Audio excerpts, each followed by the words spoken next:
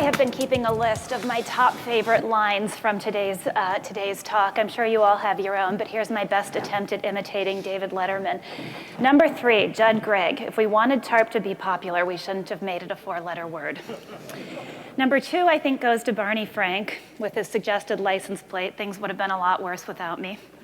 And I think number 1, of course, has to go to Larry Summers. Anyone who speaks with complete confidence about things is a fool.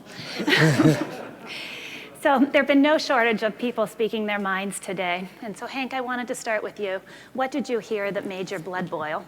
Or if I ask the question a bit more gently, what would you like to add to? Right, because my blood doesn't boil. That happened, 3 or 4 years ago and 5 years ago. But the one thing I'd like to add to were a couple comments made about capital that were related. Larry Summers saying it was obvious the banks were undercapitalized. They should have raised more capital, or the regulators should have forced them to raise more capital. And then people saying there should have been tougher compensation restrictions on the banks going along with TARP, because those two problems are related. And I think it comes from a bit of a misunderstanding of what we did with our capital program. But let me begin by saying that, as Mervyn King said, banks don't want to be stigmatized. They don't want to stand out. And so early in the crisis, 2007, we had 3 banks that had trouble, were forced to go and raise equity. And those were Merrill Lynch, Morgan Stanley, and Citigroup. And so they were stigmatized. And Larry is very right. He was among the first to be coming to me and saying, the banks are undercapitalized. The banks are undercapitalized. I knew they were undercapitalized, but it was very, very difficult to get them to raise capital because they didn't, during a crisis, no bank wants to be the tallest midget. I mean, they're all, every bank wants to be the tallest midget. No, everyone's afraid to raise capital. And so we pressed them very, very hard. Larry was slightly wrong because we got Lehman to raise equity capital twice after Bear Stearns went down. We pressed Wachovia to raise capital. The CEO told me I can't raise equity because that'll stigmatize me, but I'll do a preferred. But and no regulator was in a position where they could say to some bank, you need X amount of capital, you've got plenty of capital, you don't have enough, because they just didn't have the capacity to do that. And they didn't have the knowledge, and the leverage was hidden. And so this gets to our capital program and why we designed it the way we did. Our capital program was totally different than what the Europeans did. It was different than what had been done historically, which is nationalize failing banks as they go down. What we want to do is get out quickly and put capital broadly into the capital system. The only way we could do that was on a voluntary basis. Just imagine, I took plenty of criticism from one bank CEO who didn't even want to take the voluntary, quote, voluntary capital when we encouraged them to do it quickly. So we got out quickly, we put capital in, and I think that is why the stress tests worked in America. I think the stress tests were a logical extension of the capital program. The banks, it had been stigmatized, they're eager to pay back the capital, the regulators had the tools, and we had we had a system that was well capitalized. But we could not have done that if we had put strong compensation restrictions on the banks. We put some, but if we'd done that, we wouldn't have been able to go out broadly and have banks come into that program. If we were nationalizing banks as they're failing, that's a different matter. And as Larry pointed out, when you look at what happened with Fannie and Freddie and some others, there were some real restrictions.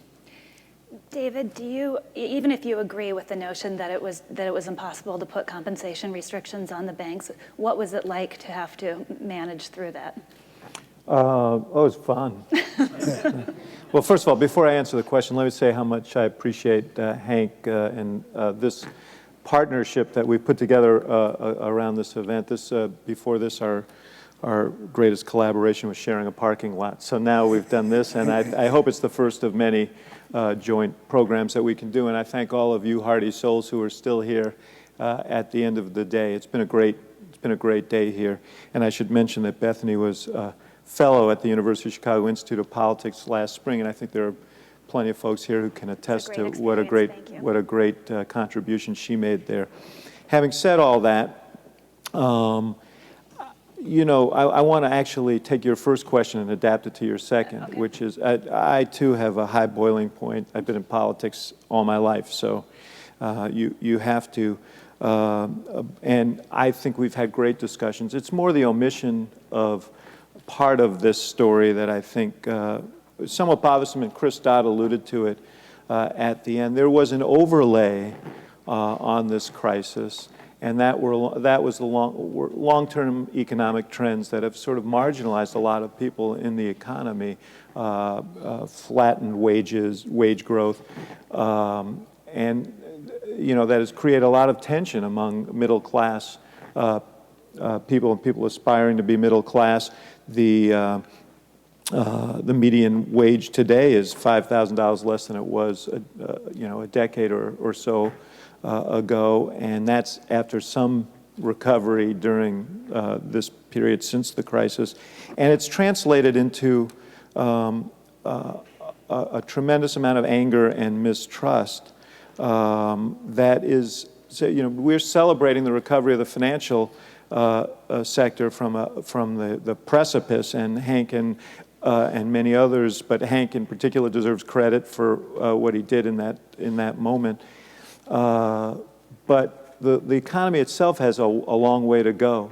People who lost their homes and their jobs are still suffering with the consequences, and it translates into numbers like these. By a 2-to-1 majority, 2-to-1 people believe that the bailout was a bad idea. By 4-to-1, they feel reforms have been inadequate. By 4-to-1, they think Wall Street got off easy. 2/3 think this could happen again. 74% believe the stock market has partially recovered, but 54% believe household incomes have hardly recovered at all, and 52% feel that the job market has hardly recovered. And then finally, 71% of respondents believe government policies following the recession have done nearly nothing for the middle class, but 69% think those same policies have been of great help to banks and other financial institutions. Neil said something earlier on the political panel that the steps that were taken to stabilize the financial industry were absolutely necessary, but they violated some fundamental values that we share. There's this notion that you behave responsibly and then you're accountable for the mistakes you make, for your failures. They feel that, most people feel those are the rules they live under, and so the concept of bailouts is offensive to them. And so when you overlay this issue of executive compensation, that further infuriates them, because not only do they think people are getting bailouts, but now they think some of the people who are culpable are actually getting rewarded for bad behavior, and it fundamentally violates their sense of right and wrong. So it's contributed to the jaundice that we see. So yes, it was a difficult issue to manage, and I think it all of this continues to be a festering sore in our kind of social fabric. I agree with everything David said right there. So when you've got a big, ugly problem, there's not a perfect solution. And so, I might have liked to have seen greater curbs on compensation go along with the capital program, but then we wouldn't have had the capital program we wanted. Let's talk about compensation for a minute, though. In your documentary, you referred to the bonuses as sheer cheekiness, which is a phrase I think is great. But writ more large, I've heard the argument that for all the fixes we've put in place to make the system safer, if you don't fix the most important thing, which is incentives, you don't have a real fix. And do you think that we've fixed the system of incentives, and do you think that that's the right thing to be looking at? Well, Bethany, first of all, I agree that the public is very angry about bonuses. And I did say, because I was frustrated that after all the government had done, that the bonuses were as high right after the bailouts. I thought that showed an incredible lack of awareness and lack of gratitude. Now, in terms of the incentives, I do believe contributing to the crisis were the misincentives out of compensation. When you give a trader a percentage, pay that trader a percentage of the profits he or she makes, and of course, if the institution fails, there's very little recourse.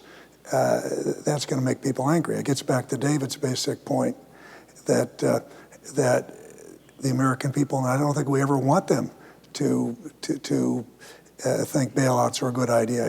People think that if they take risk, you should do well, but if you lose, you should bear those losses.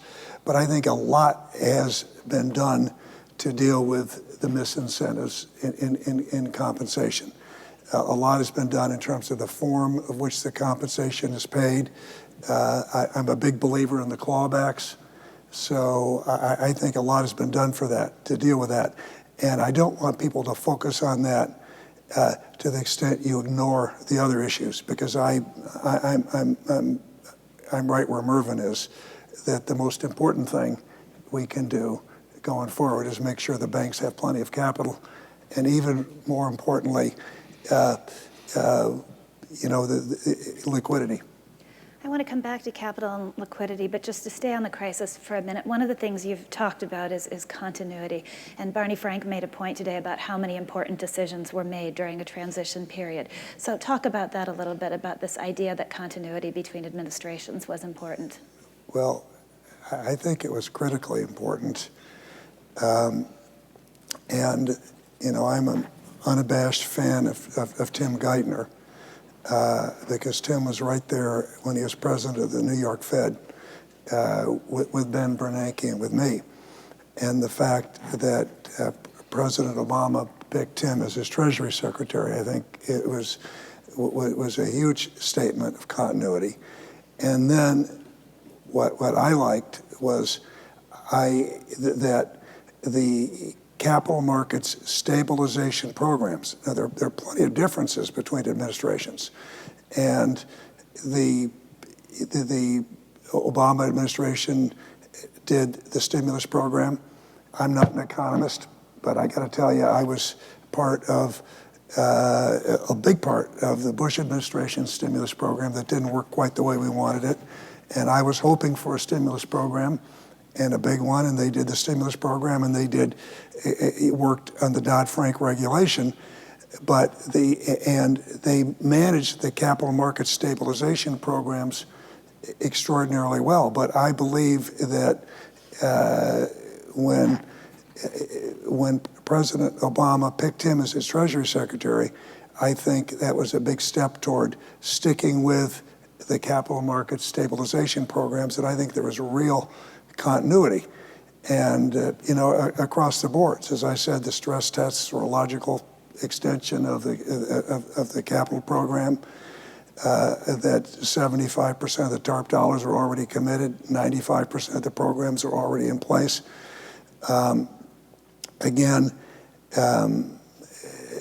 President Bush was able to. I just don't think he begins to get enough credit for his view, for better part of a year, I brought him bad news after bad news, and he never once said, look at the polls. Could you imagine how much he must have liked, and I'm being facetious here, making the auto loans or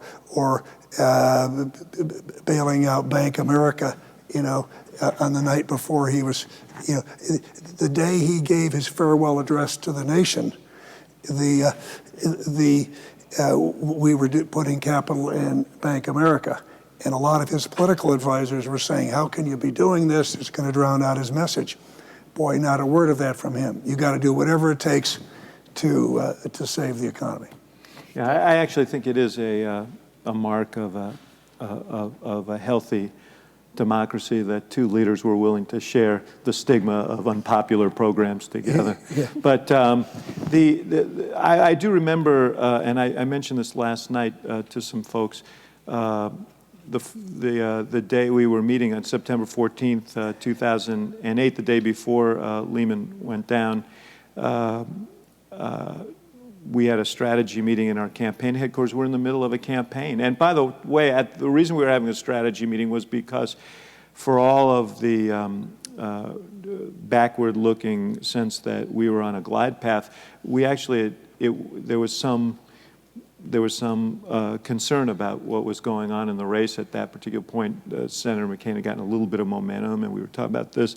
And at the end of it, Senator Obama said, I spent an hour on the phone with Hank Paulson last night. He told me about something that's going to happen overnight that's going to have a very adverse effect on the markets. And I told him, and it's going to require some serious action. And I told him that I would play this straight and do everything I could to help in the situation. And that's what he did from that point on. And his admonition to us was, I want you guys to do the same. He said, sometimes good government is good politics, and this is one of those times. As it turns out, I think it was good politics because the solidity that he showed during that period redounded to his benefit in terms of how people, in a sense, it was the first presidential test. That crisis and the two candidates were tested, and and I think he held up well, and he did throughout those early months when we were essentially a triage unit. The economy was in free fall, and the president made a series of decisions, each of which were as unpopular as they were necessary. And as Hank suggests about President Bush, I was the one who was the keeper of the polls. And each time I would say, well, even in Michigan, as Ron mentioned, people are opposed to the auto bailout. And each time he listened respectfully and then ignored me. And I always say that I like him so much because he listens to me so little. This was, and I think that the country was well served by the willingness of two people who were willing to make those kinds of decisions. And I'd say this, I would give the due to John McCain. And it was in some ways more of a challenge for me to communicate with him than with President, or with Barack Obama at the time, candidate Obama before the election. But as I look back on it, if either one of the political candidates had come out against what we were doing and come out against the TARP, we would have been defenseless. And it would have been easier for John McCain to demagogue it, because I do think he was behind, and the weak economy was by and large a benefit to Barack Obama. And so I was really more uneasy even during the election about John McCain, and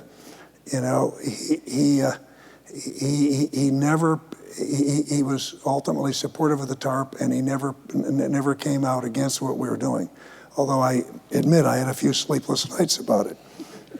David, for all the talk about continuity and alignment, there still was, in the early months of 2009, a pretty robust debate within the administration about nationalizing the banks. Do you think that came out in the right place? Well, I think that ultimately the decisions that Tim Geithner made proved out. I think the aggressive stress tests, the compelling recapitalization, those were the right answers. And I have to say that he did it under enormous stress himself. I mean, some people here may remember that in the early weeks, he was the first guy. You know, Washington always likes to throw a body out, a body or two when things aren't going well. And Tim was the first guy they had, as we say in Chicago, fitted for concrete shoes. And I'm just trying to make the top three. Getting close. And you know, he was under enormous pressure, and he was very deliberate and thoughtful about how he approached it. And yes, there were others urging a different course. And I think he did make the right decisions, and he deserves a lot of credit because he made it under the most adverse political circumstances. So, Hank, the previous panel talked a fair amount about complexity, and you've got a line from your documentary about complexity being the enemy of transparency and not a good thing for the financial markets. And for all the talk about capital being the solution to making the system safer, how big of an issue is complexity? Complexity is the other huge issue. As you know, it's hard to be against innovation. But I think you can have too much innovation in finance. It's hard to come up with rules to outlaw against complexity and innovation. So, but it is the enemy here. And so to me, my solutions are very, very simple. If an instrument is too complex to put on an exchange or a central clearinghouse, or it's transparent, fine, then put a big capital charge against that, okay?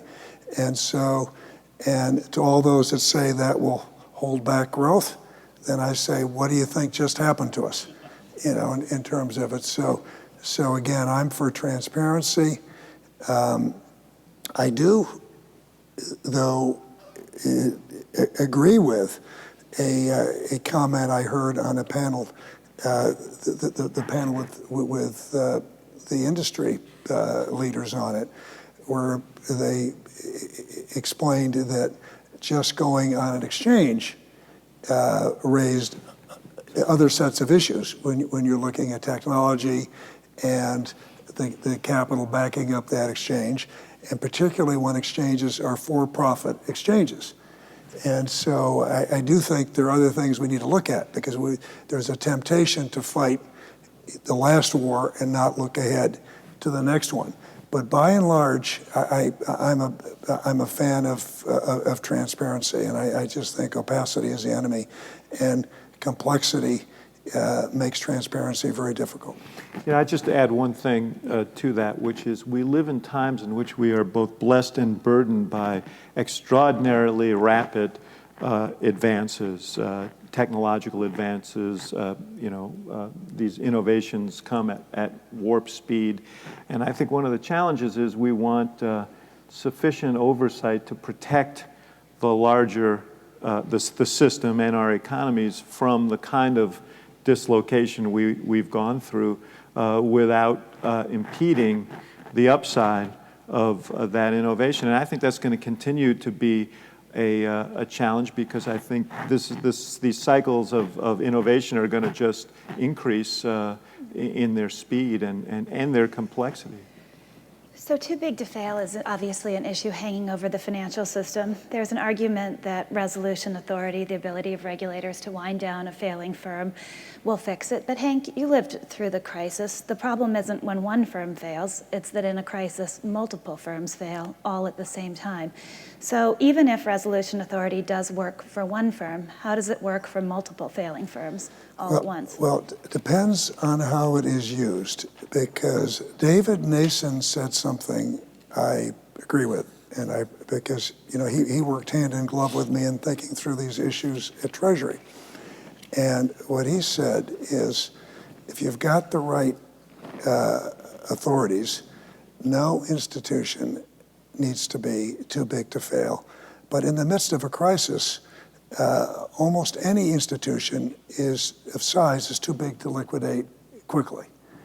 And so really I believe that Dodd-Frank gives regulators, if they have the courage to use it, the ability to come in and the authorities that we didn't have when Lehman went down, to come in and guarantee liabilities or inject capital as part of a orderly resolution process.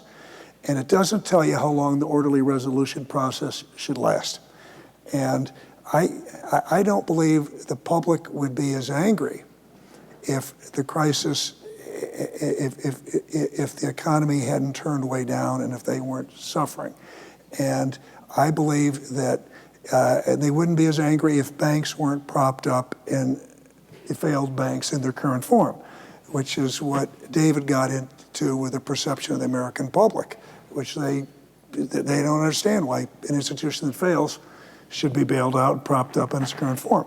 So I think regulators have an important tool, but I frankly, it's interesting. When I go through this, every time someone says something, I wanted to do what Barney did and stand up and make a comment or interject, and because the comment was made, well, we don't have the orderly liquidation authority. It looks like we have the basics, but we don't have everything fleshed out in a lot of detail.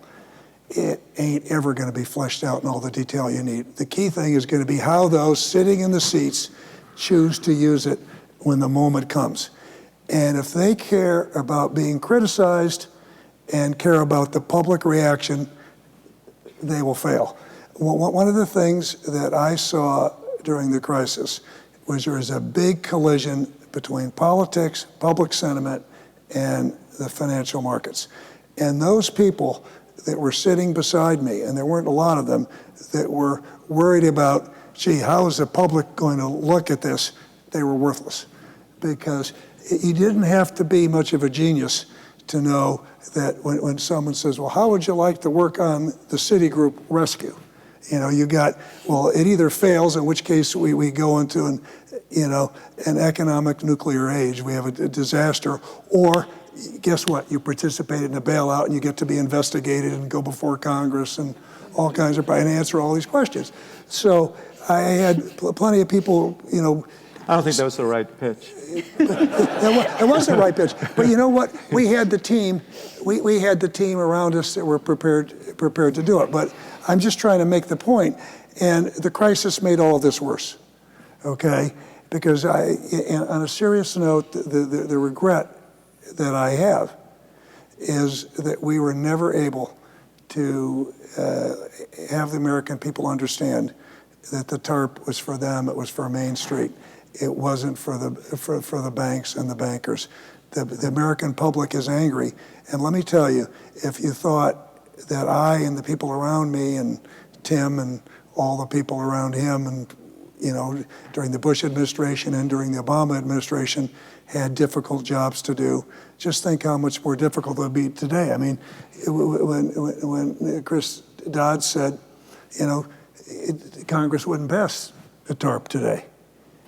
Twice I went and asked for unlimited authorities or very large authorities, and twice got them. You wouldn't be able to get those today.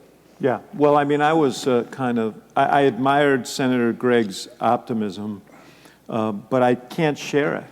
I don't believe that you would have the same opportunity. First of all, a number of people who took the lead on that legislation lost their seats because of it. Senator Bennett out in Utah was one of them. Gordon Smith in Oregon voted for it, lost his seat. Secondly, the Republican Party, I think you saw the leading edge of it in that room, in the Roosevelt room when you had that discussion, Hank, when everybody was there. I saw the heart of it. And yeah, but it's expanded now. 2010 expanded. Rahm was wrong. Some of the steps that we had to take to right the economy did help fuel the Tea Party rebellion, and now that's become a major motif in the Republican party. Let me just say one thing, because I don't know where these questions will lead, and so wherever they did lead, I was going to interject this anyway, so let me just get it out of the way now. Because I want to talk to, I'd like to talk to our friends from the financial sector here and get back to that initial point.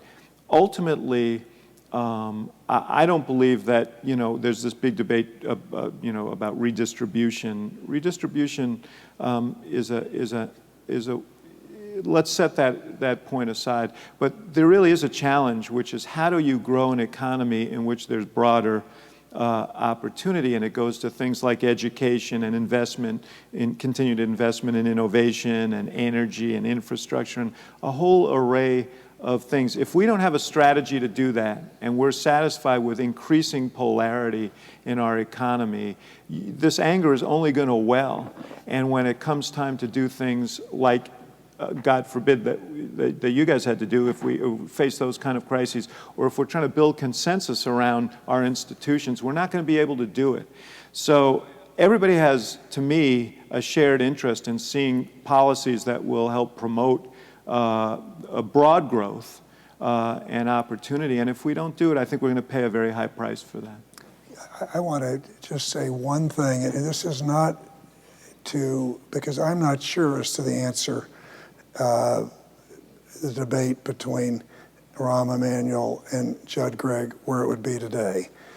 But if it would be different today, I think it would be because of how angry the public is. I don't think it's the Republicans versus the Democrats, because as I looked at it, and I'm just not a partisan person. I worked so well with the Democrats, I think the Republicans sometimes wondered if I was a Republican. But you work with the leaders. And so I do think that since the Democrats were the leaders, when you look at the Senate, we never had an issue with Republicans or Democrats in the Senate. When you look at the vote, the first, where we were on the TARP, Judd Gregg did a fabulous job, just like Chris Dodd did. And the Senate wasn't an issue. And in the House, I do think when you're doing difficult, unpopular things, the leaders, step up. And Nancy Pelosi, I just stepped up big time, as did the others. And I believe that the Republican leadership was there. John Boehner was there, Paul Ryan was there. The leaders were there, and I think if the Republicans were in the majority, we would have worked with them and got through it in the big crisis. I think the thing that's the difference is not the parties, it's the public. And I do think I had a good number of politicians say to me, and a good number of members of the press say to me, that the one thing we all underestimated, everybody knew it was going to be a very unpopular vote. No one knew the extent of how unpopular it was. You might have known it, but there weren't. I would say that I thought both Democrats and Republicans were shocked at how angry the American people were, and the financial press was too. And by the way, I quite agree with you that there's opposition on both sides. I guess the experience we just went through was a little unsettling, because we took a huge hit because of that shutdown. We went to the precipice of a default.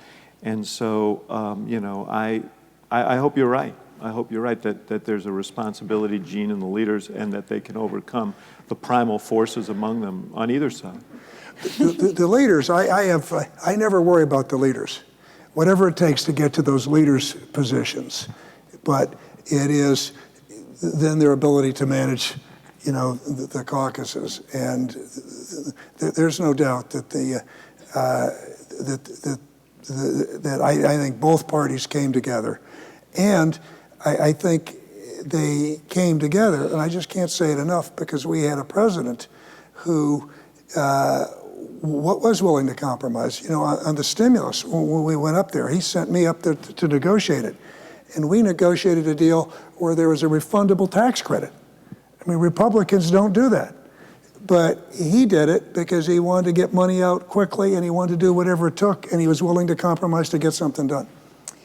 Hank, Rahm Emanuel made a point. We were making it up as we went along. And I thought, listening to the two of you talk just now too, is that true? And partly as a result of the public anger, new regulations, have we lost some of the flexibility that enabled you to make it up as you went along? How much was that a good thing, and how much was it a bad thing? How much do you need flexibility in a time of crisis? Well, let's talk about crisis decision making. Because first of all, I was extraordinarily fortunate because I had two partners who were in the same spot I was from day one, from different perspectives in terms of Ben and Tim. We each knew we didn't want systemically important institutions to fail. So we debated tactics, we didn't debate that. But we had this huge problem, which we didn't have the necessary authorities. And there was not a chance, no chance we could have got Congress to act earlier. I mean, we were working to, as you know, to try to get the authorities for Fannie and Freddie since the fall of 2006. And it took them getting ready to go down before we could get it. The House even voted down the TARP the second time. So excuse me, the first time. Thank God it wasn't the second time, you know, or we might not all be sitting here. So what we had to do was we had to pool our authorities, make do.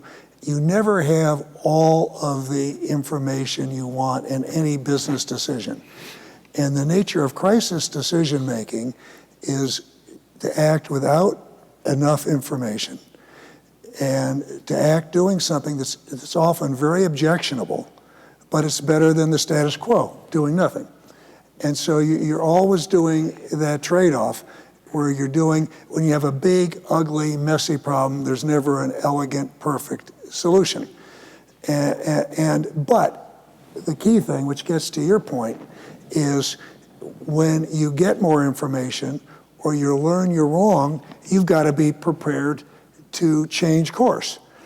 And so oftentimes when I get asked, what are the big regrets you got? And I go, to the different communications thing and go through the litany, and people say, but you're not saying you regret the major actions or policies. And I say, that's right, because the mistakes that I was part of, we corrected on the battlefield, okay? We sincerely thought we were gonna buy illiquid assets when we went to Congress for authorities. But the situation got a lot worse. We had asked for authority also to inject capital. I had assumed we'd only use that if we were going to nationalize the bank. We hadn't yet designed a program where we'd get out and do something that had never been done before and just put capital into 700 banks.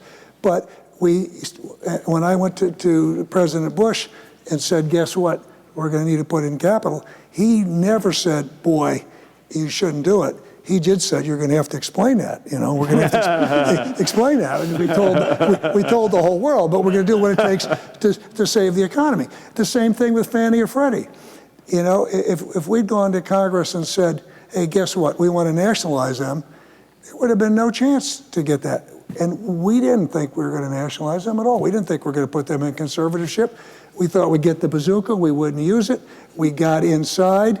We hired our good friends at Morgan Stanley who got in and advised us, the Fed, OCC. They came back, they said, you got a big problem. And so then, we changed course.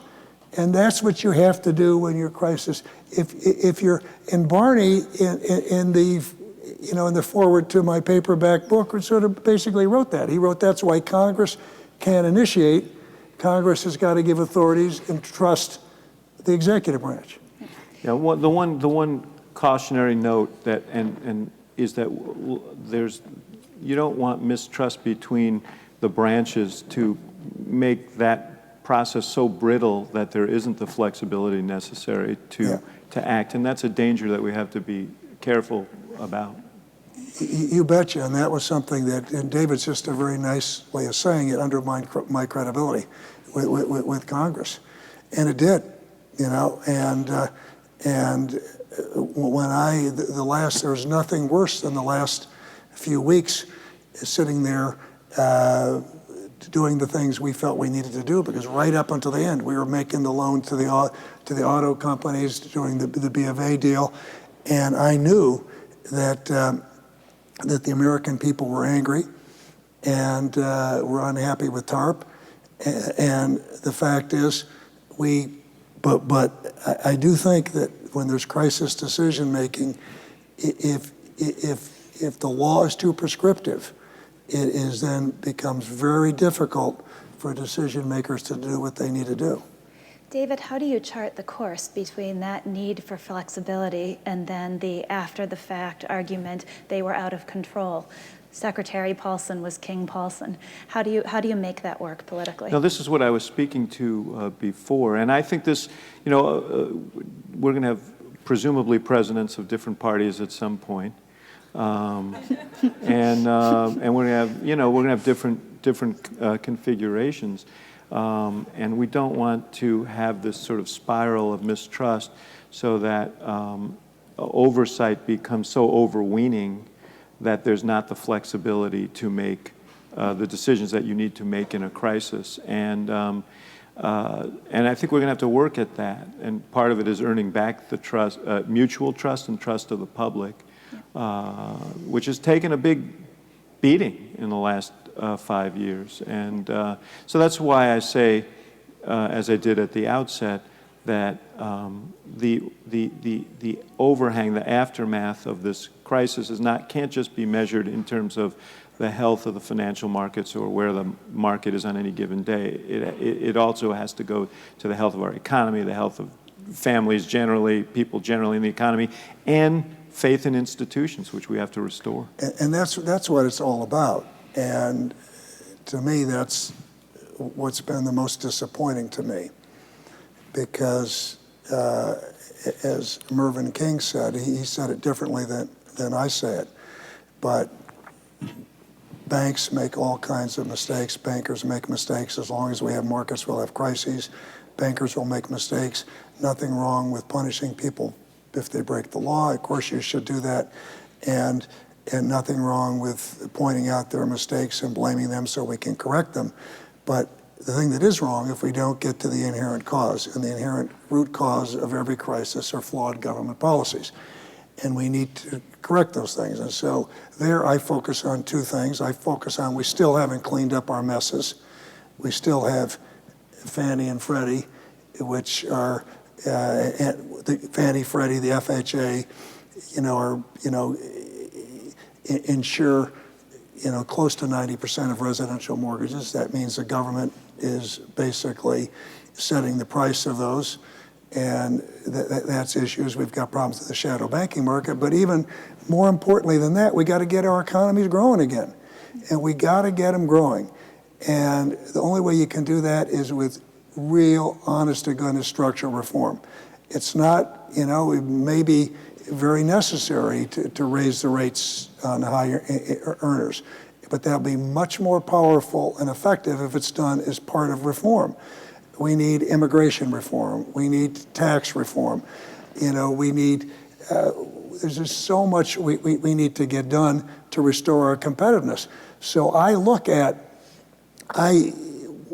something that Austin Goolsbee said resonated with me, which was that when you look at, what was the potential for our economy, it's still, I think, quite high. But I do believe we're not wanting to repeat the bubble years. And I think when you look at the bubble between 97 and 2007, the bubble years, median family income was absolutely flat. Americans were double their borrowing. They're borrowing more than they could sustain to maintain a standard of living that was unsustainable. And so a lot of the jobs weren't real jobs. And they were making product that the American people really couldn't afford to buy. And there was a bubble in Europe, and in some ways there was a manufacturing bubble in China, selling us stuff that we didn't need. And so I happen to think after every big downturn, you ask how much is cyclical, how much is secular. I believe a significant part of this is secular. and it's structural. And we can't solve it all in the United States of America, so we need to make our system as resilient as we can, and we need to make our economy as competitive as it can. And that's where we need, Republicans and Democrats working together and compromising. For all that everyone talks about flawed government policies and the drive toward homeownership as a contributor to the crisis, that seems to be pretty universally agreed on. Nonetheless, the majority of risky loans, both Alt-A and subprime loans, were used not for homeownership, but for refinancings, and mainly cash-out refinancings, which might tell a broader story of a consumer spending-driven economy where a chunk of consumers don't have enough to spend. David, how do you address that? What's the way to start solving that? Well, it goes back to the point I was making before. First of all, I'm trying to get my arms around the concept that every crisis stems from flawed government policy, because I think that there are other contributory factors, and I think when you have large private players, market players who make irresponsible decisions, that impacts on. It contributes to it. Yeah. I'm just saying the root cause.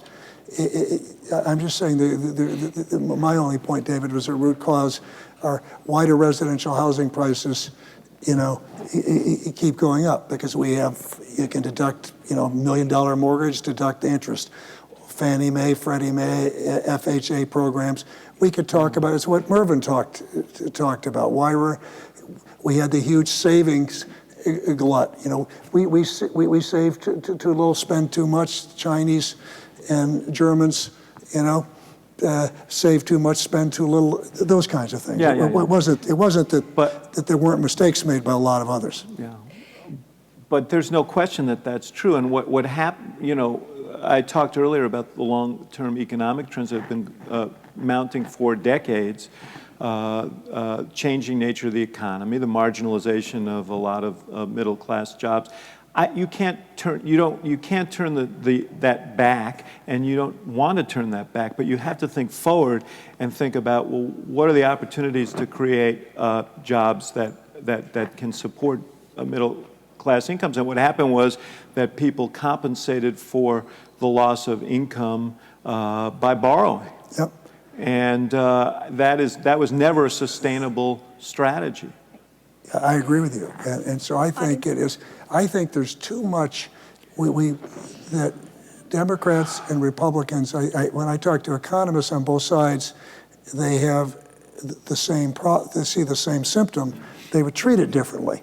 But I think so. The question is how you increase the competitiveness of our economy, the growth, all of those kinds of things, which I think was actually declining for decades. You go back, I gave the 10 years of the bubble. If you go all the way back to 1977, median family income was only increasing like 0.6% a year. So we've had declining competitiveness for some time in the country. That was. Yeah. So, and I agree with you that there are varying approaches to how to do this. I think the only way ultimately, and I don't know whether it's possible in this environment, I think it probably isn't in the short term, but is an amalgam of things that include both the kind of structural reforms you're talking about and the kind of investments that are necessary to grow. I agree with you. Audience questions? We've got a few minutes left.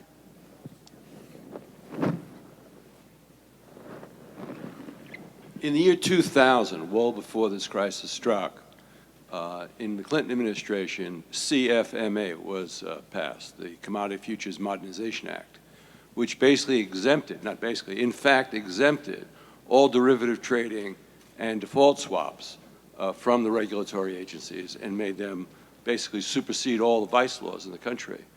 Would you consider that to be a flawed public policy? You're asking me to take that question for Larry Summers, aren't you?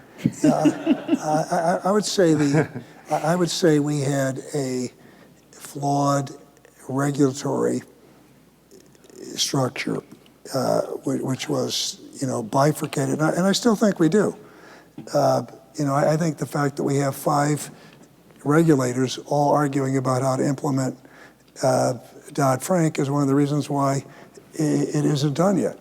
So I think we have a flawed regulatory structure. Now, to get to the derivatives, you never have, my view is, there you've got complexity, but you never, to me, we never have a problem when it's a good idea. I mean, when it's a bad idea goes nowhere, but when you can have too much of a good idea. And that was the case with securitization, that was the case with the derivatives market. And, so I agree with you that we need more transparency in the derivatives market. And one of the things I applaud about Dodd-Frank is the idea of forcing derivatives contracts on over-the-counter, on clearinghouses, central clearinghouses and exchanges. And I'd be even tougher. I wouldn't be exempting different classes of derivatives. And if they don't go on those exchanges, I put a big capital charge against them. But going back and relitigating history, I think one of the problems we dealt with, and I dealt with working with Tim Geithner when he was at the New York Fed before he got to Washington, this went much greater than whether or not the CFTC regulated. We had a market that had grown so fast that there was not the necessary transparency, and there was just a big problem. I think it was almost a rhetorical question, I think. Yeah. And the answer is, I think history has spoken to the wisdom of that decision. I would emphasize, Positive wisdom or lack of wisdom? a lack of wisdom. But I think Mary's point was important too, which is if you can have structures set up to police these or oversee these markets, but if they're inadequate, then you're going to continue to have problems. But when you sell it on the basis that you're going to supersede state gambling advice laws, isn't that a warning sign? Yeah, I wasn't there, so I'm not here to defend that As decision. soon as I heard the word derivatives, I thought, oh no, but I think we have time for one more question still. Yeah. Someone else? Hi, I'm Rashmi. I'm from the Booth School of Business. Thank you so much for organizing the event today. So you talked about the complexity of regulation. This may be kind of similar to the previous question. And Professor Krasner talked about the check-the-box compliance that a lot of the firms are undergoing, but that doesn't exactly target the big picture issues. And Ms. Shapiro talked about how there's confusion surrounding the SEC and the CFTC, and a lot of hedge funds don't know where to go for what kind of regulation. So there's a lot of complexity. And going forward, how do you think the regulation can become less complex, but also more dynamic to really address the underlying issues and maybe even foresee some other risks in different loan types like student loans? I'm going to defer to the Secretary. I'm going to be brief here because you could talk for a long time on this. The first thing you've got to do is accept the fact that regulation will never find all the problems, never. Unless you think the banks are trying to blow themselves up on purpose, it's hard to think that, and they sure weren't. They weren't able to find the problems. It's hard to believe regulators are going to find problems that the banks can't find in every case.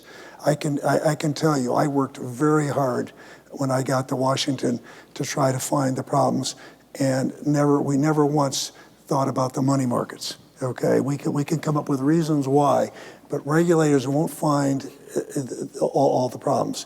So regulation alone won't do it.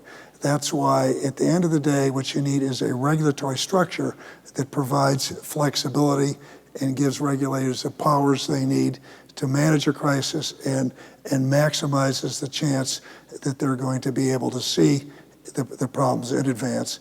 I think we have I applaud Dodd-Frank because we got, some essential powers that were badly needed. But I would say to you, we still have a regulatory structure that I think is far from optimum. As I said, 5 regulators falling all over themselves trying to figure out how to write the rules and compete with each other. I just don't think is a way to do it. And I think it's complex. There's a lack of clarity. I said I thought we needed better regulation, not more of regulation. We got some of both, okay? But part of the problem you have is what I think Chris Dodd and Barney Frank have said. It takes a while. Let me tell you, our system is such that when there's a problem, we shine a light on it. The pendulum swings too far, but we work with the rules. And those rules, it's going to take a time for regulators to implement those rules, adapt them. We've got a poisonous political environment, right? Normally you go up for technical correction bills. You can't do that today. So it's going to take a while to do it, but I think we will get our arms around it and it will work, but we can't rely on regulation alone. And that's why you need moral hazard, and that's why no institution can be too big to fail. That's why it's just essential that we end too big to fail. I think we've gone a long way to doing that. I think the biggest way to do it is by making sure that the biggest, most systemically important institutions have significant capital charges and that the regulators have the tools to make sure we don't prop them up in their current form when they fail. Well, I guess that's a semi-optimistic note on which to end. So thank you all, and thanks to Hank and David for a really informative briefing.